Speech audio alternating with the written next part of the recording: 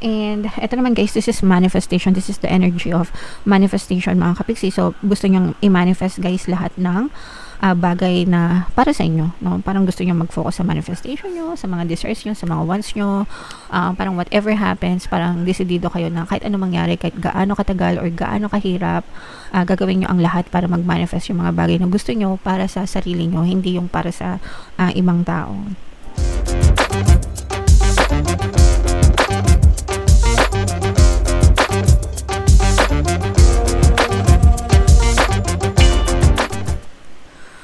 Hello guys, hello Scorpio, welcome back to Pinay Pixie Tarot. Ang pamagat ng episode natin for tonight is monthly check-in para ngayong November para sa Scorpio, Sun, Moon, Rising Sign, and Venus. If in case hindi kayo nakaresonate dun sa monthly reading nyo for November, try nyo panoorin tong video na to, baka nandito yung energy nyo mga kapixie. So unahin natin tong deck na to, tingnan natin yung mga mensahe para sa inyo guys. So, yung first message natin guys, meron tayong connection, no? Ibig sabihin nito maganda, matibay yung connection nyo with other people. Hindi lang ito sa pag-ibig na romantic relationship guys, no? But even sa non-romantic relationship, mga kaibigan, kamag-anak, kapamilya, kapitbahay, colleagues, kahit sino mga kapiksi, you are building a very good connection with other people. So, maganda yan guys, and dapat ipagpatuloy natin yan because at the end of the day, tayo rin yung magtutulungan mga kapiksi. So, dapat talaga maganda yung connection natin sa ibang tao guys. Another message for you, Scorpio. Wow, so meron tayong chivalry mga kapiksi. For some of you guys, ibig sabihin nito, maaaring may manuyo sa inyo, maaaring may mag-confess. This is magre-resonate dun sa mga kapiksi natin na single and naghahanap no ng partner o specific person. Especially kung nagdadasal kayo guys, syempre kailangan ipagdasal nyo na magkaroon kayo ng specific person, no? Magkaroon kayo ng mabuting karelasyon. For some of you naman guys, maaaring kung kayo ay nagkakaroon ng problema sa relasyon, maaaring suyuin kayo ng inyong partner o specific person para makipag-ayos mga kapiksi. Or kahit hindi romantic, no? Pwedeng kung merong mga taong nakagawa ng kasalanan sa inyo in the past guys, mga kaibigan or kung sino man, maaari silang mag-reach out sa inyo and humingi ng tawad, sincere apology mga kapiksi, and mag-reconnect, no? Para ma-rekindle or ma-reconcile yung inyong relasyon. And eto guys, reparenting yourself, another message. It's not too late na alagaan natin yung sarili natin mga kapiksi. Meron iba sa atin na hindi maganda yung ating kabataan, yung experience natin ng kabataan sa ating mga magulang. Sometimes dahil may mga magulang na busy, no? Busy sa trabaho, ganyan.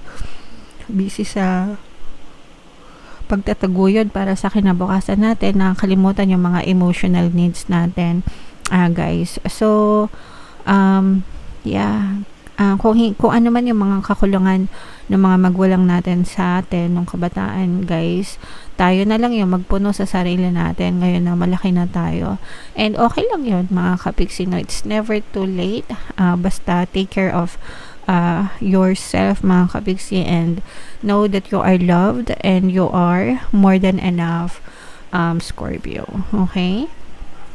Right, so comment down below guys if feeling nyo naka-resonate kayo sa mga messages na yan. So shuffle natin to guys, hanapin natin yung energy ng Scorpio. Habang sinashuffle ko to, panoorin nyo muna guys yung video natin regarding sa ating paano mag-manifest ng abundance video course. Kapiksi, sawa ka na ba sa mga struggles at hirap sa buhay mo? Masipag ka ba at masikap sa buhay ngunit hindi ka pa rin umaasenso? Ilang beses ka na bang nag-attempt magnegosyo at mag-invest pero palagi ka pa rin nalulugi? Sa pagkakataon na ito ay maaaring may subconscious beliefs ka na nagiging balakid sa iyong pag-unlad at pagyaman. Introducing, paano mag-manifest ng abundance video course. Dito ay matututunan mong ma-overcome ang mga balakid mo para tuluyan ka ng umunlad, umasenso, sumagana, maging matagumpay, successful at maswerte sa iyong kabuhayan, pera, trabaho, negosyo, salapi at kaperahan ng bonggang-bongga. Dali, mag-send na ng email sa pinoypixitayo@gmail.com at simulan na ang iyong pagyaman ngayon. Alright, so sa lahat ng gusto mag-avail ng course guys, naka-flash sa screen nyo. Una, meron tayong paano mag-manifest ng abundance video course, paano mawala ang third party at magkaroon ng harmonious na relationship, paano pabalikin si ex reverse breakup. Sa mga interesado guys, mag-send lang kayo ng email sa pinoypixitayo@gmail.com. And sa mga naghahanap ng pampaswerte guys, Aventurin at saka Citrine, recommended ko, may mga items na makikita kayo sa description box guys. So, Scorpio kayo ay represent ng King of Cups ko. Ano na lang yung makaresonate sa inyo guys, take that message kasi hindi lahat ng mensahe ay mag-resonate sa inyo. So, yung current self natin, mga kapigsi, no? So, eto guys, parang nag-iisip kayo or nagpaplano kayo, pero this is more on thinking mga kapigsi. Parang iniisip nyo yung mga next action steps nyo, especially na patapos na yung November or patapos na yung 2025 and papasok na yung 2026.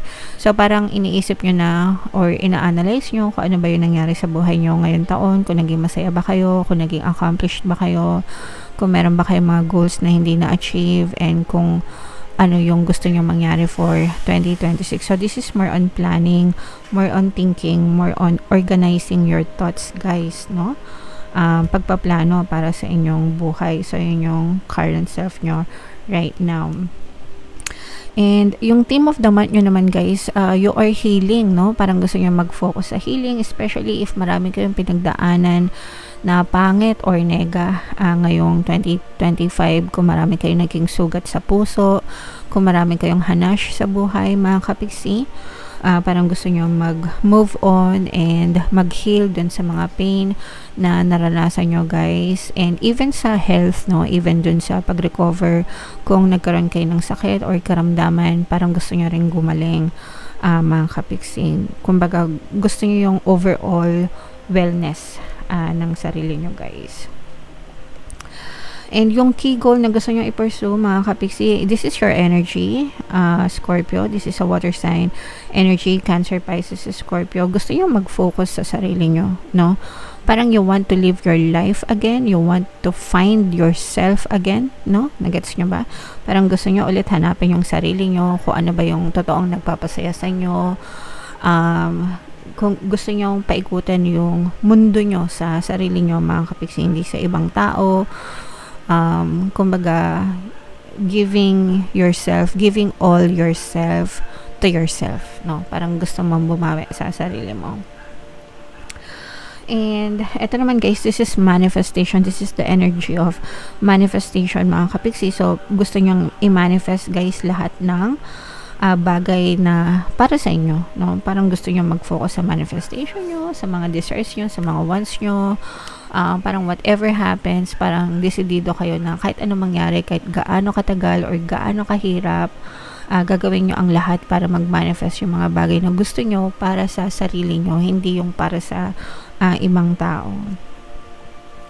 And ito, major accomplishment for some of you guys, maaring merong travel, maaring may mag-travel sa inyo, or parang gusto nyong mag-move ng lugar, gusto nyong lumipat. Yung iba, literal, na parang gusto nyong lumipat, gusto nyong either lumipat ng trabaho, lumipat ng bahay, lumipat ng lugar, mga ganun. Kasi yung iba, parang gusto nyong magsimula ng fresh start, kaya gusto nyong lumipat, mga kapigsi.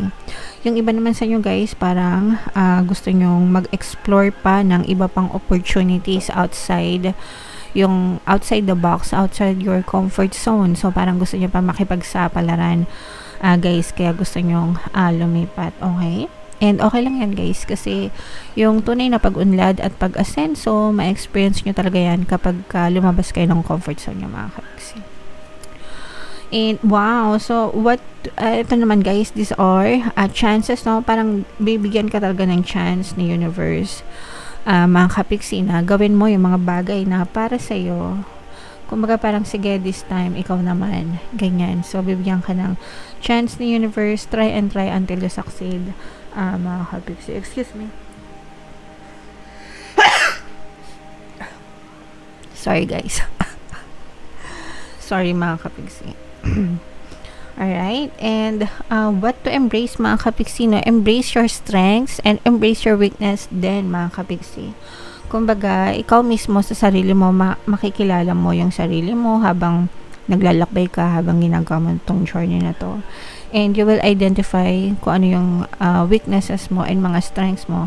And you have to focus on your strengths mga kapigsi. Yakapin mo yung mga strengths mo, kung ano yung mga kailangan mo i-highlight.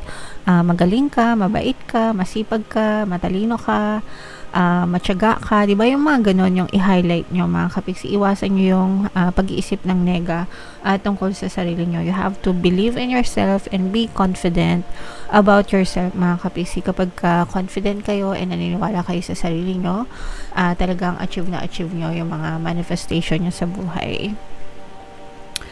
And where you will find support mga kapigsi, may mga taong susuporta sa inyo guys, especially pagdating sa kaperahan. If ang focus mo is trabaho, negosyo, career, yan. So you will find many people supporting nyo mga kapigsi para magkatotoo yung mga pangarap mo, especially pagdating sa kaperahan guys. So you're not alone in that. Malakas yung support system mo. And yung advice nyo is don't forget to rest mga kapigsi, no? Huwag mong ipagkait sa sarili mo yung pagpapahinga. Syempre, ina-encourage natin na lahat, no, na maging masipag, kumilos, para sa kapakanan ng ating buhay, para sa mga responsibilities natin. Pero, kailangan din natin ng work-life balance. Kailangan balance din. Guys, kailangan nagpapahinga din tayo, kagaya nga ng mga cellphone natin, di ba? Cellphone natin, lahat na ng tao sa mundo may cellphone, guys, no? Iba na yung era ngayon. So, yeah.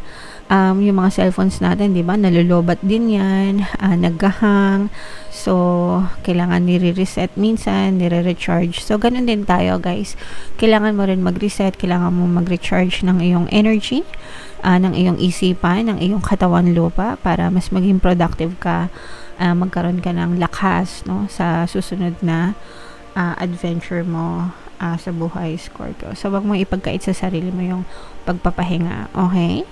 Alright, so yeah, comment down below, Scorpio, if feeling nyo nakaresonate kayo mga kapigsi. And ito guys, imayin na itong mga manifestation na to, itong healing na to, itong paglalakbay, journey, movement, itong mga chances, yan.